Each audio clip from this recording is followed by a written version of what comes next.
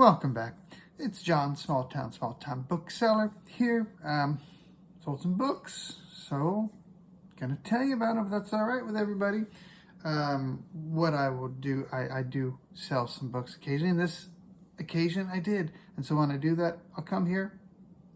I'll tell you all about it, and that way you can go out and try to find some yourself. You know, instead of looking at mine all the time. Just get your own books.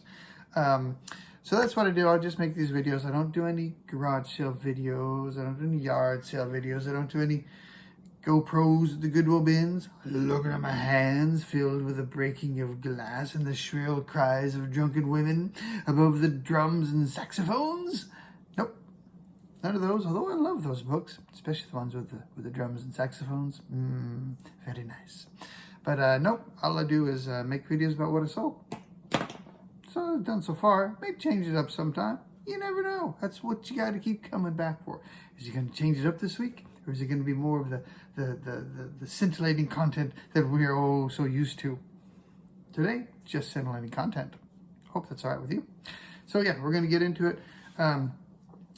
It's been a while since I've been here. Well, I live here, so I'm here quite regularly, but I haven't been making a video here in a while. So since the last video, 44 books for a grand total of $1,095.45, which was a frustratingly close total average to the average that I always, $25 average is where I want to be at. This average, $24.90. Thought about just going in and buying a book on my own to get my average to $25, but I didn't. So $24.90 average on the book sales. I also had some not a book sales, and I'll mention, I may mention one or two of those. So I'm not going to go through all 44 books. I'll tell you the big sellers this week, the genre health cookbooks, herbalist books, Native American herbalist, sold 2 of those. Had 9 of those books sold. So I had the second, I had guides and manuals, textbooks, business, religion, the usual stuff. So what I'm going to do is I'm just going to kind of go through what I consider the more interesting ones, the ones you may not possibly consider. I've got a couple tips for you today, if I can remember what they are.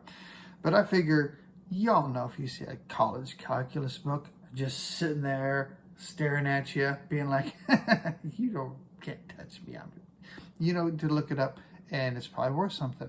Or if you see a law book, business law, you pick it up and you look at it because it's probably going to be worth money. Y'all know those kinds of things. And so I'm not, a lot of the study guides. Yeah, if it's a new 2022 study guide for just about anything, probably going to be worth at least $20-$30. So I'm not going to mention all of those kinds of sales. So what I'm going to do is just kind of go in and talk about some of my more interesting ones. I will give you I had 3 sales that were over $50. I had one $50 sale. It was a textbook, college geometry textbook. And 3 that were over 50. So I'm going to mention those, and then a few other kind of interesting ones. Yeah, and if let me know if that's okay, or would you rather I just go rapid fire 44 books and let you know everything that's sold. Let me know. So the first one I want to talk about right here. This moose belongs to me.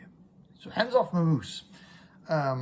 This book by itself, not so valuable, but mine had an autograph and a cute little doodle. So because of the auto and the doodle, worth a lot more. Sold for $28. First tip that I have for you is check to see if books are signed. When I'm at the Goodwill bins, so many books are signed. Typically nonfiction, a lot of cookbooks are often signed for whatever reason. And nonfiction books are often I find them signed. Biographies signed a lot of times. So check. It's easy to do, and a lot of people don't. So I think there's some hidden value there. You get a book that maybe isn't worth a whole lot, but yours has that autograph, it's gonna sell. The next one, let's see where we're going to go next. Let's do this one. Here I'm mentioning this one. It's a 25. It sold for $25. Knee Ability Zero. I sold 2 of these, and I had sold them before. So in total, I've sold this book 3 times, and every time I get it, it sells quickly. And it's thin. It's a small book, very small book. So 1 layer bubble wrap in a bubble mailer, a small bubble mailer, and that's easy. And it sells within, every time it's been within a day. So I could probably raise the price next time I find it, but I figure it's a quick $25 and an easy one to ship, less than £1, so it's $3.18 or whatever it is for, medium mail. And so yeah, so that's a good one to know. Okay, here's this one. Next one's going to lead up to my next tip. This set, the Civil War Encyclopedia set, it's a 5-volume set, massive, big books. They're each like 1.5 inches thick, taking up all this room on the bottom shelf of my bookshelf, and they've been sitting there forever. I paid 50 cents a book for them, so $2.50 for this set. And at that time, when I bought it, I looked it up, and there were sold comps for between $130 to $150. As I'm remembering, it's been a while. And so I listed mine at 110 because I think it was 110 because it was a high school library copy. So I put a little bit less than the ones that were new. And it sat forever, and I just thought, well, okay, it's kind of a long tail item. And several months passed. I moved that set from a few different places, cursing at it horribly every time, and thinking, why did I ever buy this thing? But I got an offer for $40, and rather than just declining, which I might normally do because, that's a third of what I'm asking for the book, I went back in and I looked again, and recent sold since the last time I'd looked, there were several for the set, between down to $30, $30 to $40. So really, this $40 offer was a pretty fair offer, and I accepted it. So I took it, got those books out, plus shipping, of course. So that's my next tip. Got something that's been sitting a long time, you get what seems to be a lowball offer. It may not be a lowball offer, it may be a fair offer. It's just the more recent sales that weren't there when you first listed it. So I always go back in and just check if somebody's trying to lowball me, or if they're looking at recent sales and are like, here's really what the book's going for. All right, what do we got next? Let's do a few videos back. I talked about a box of just random stuff that I bought from actually another local reseller, and in the picture that she had, it was just a big cardboard box full of stuff. On top were some comic books and a Charlie Brown book. I love Charlie Brown, collect Charlie Brown books, so I knew that for $15, I'd at least get that book and some comic books, and we'll just see what else was in there. It was full of old calendars from the 60s, a ton of stuff from the San Antonio Hemisphere, which was like 1968.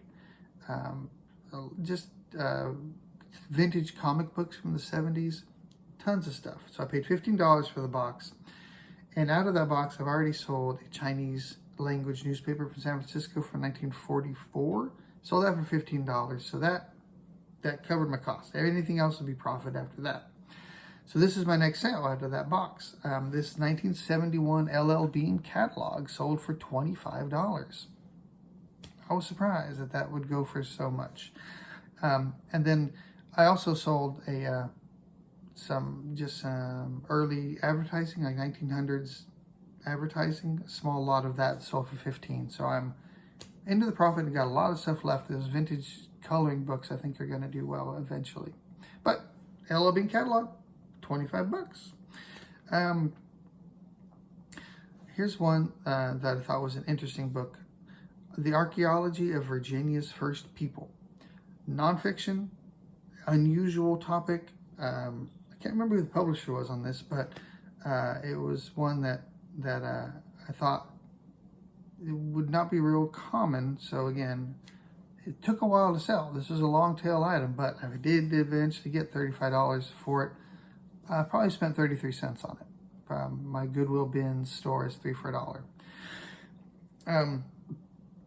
My Amazon's a return store, you know, the bin drop in Lake Jackson, has raised their prices massively, percentage-wise. It's still not real expensive. It used to be, all books were always, they were 5 for $1 for a while. They were 4 for $1. The most expensive they've been was 2 for $1.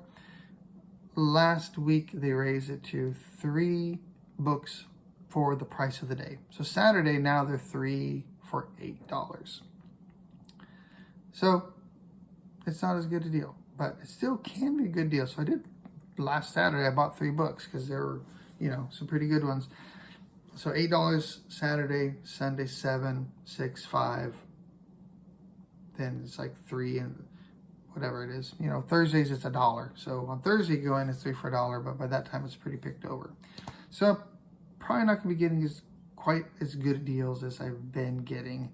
But that's okay. You know, I still got my Goodwill bins nearby that I can go to. And I've got like 1,000 books in the death pile that I got to get through. Yeah. So, all right, next. Let's not do that one. Okay, I think I'm ready for my big sales of the video. All right, so I had one $50 book that was like a college geometry, I think it was. Not going to mention that, it was just a textbook. But then I've got this one right here. This was a surprise. Okay, this is a paperback, Long Distance Voyagers, The Story of the Moody Blues, Volume 2. 60 bucks for that thing. Can you believe it? I couldn't. I was very surprised that would have that much value. Just being Volume 2 only. Big, thick book, but still 60 bucks for a softback cover. You got to really love the Moody Blues. Spend 60 bucks on Volume 2. So that was a surprise. The next one, okay, this is another one to always look for. Art, photography, design. Look them up. Sometimes artists could be kind of like clothes, right? If you're not really into high fashion, you might not know what brands are valuable or not. Same thing with artists. Unless you're really in tune to that particular, genre of art, you may not know artists, photographers that are well known in that community. So this is Edge of Time: Photographs of Mexico. Beautiful book, wonderful photographs. I'd never heard of the photographer, and I didn't write it down. I can't remember it. Sorry.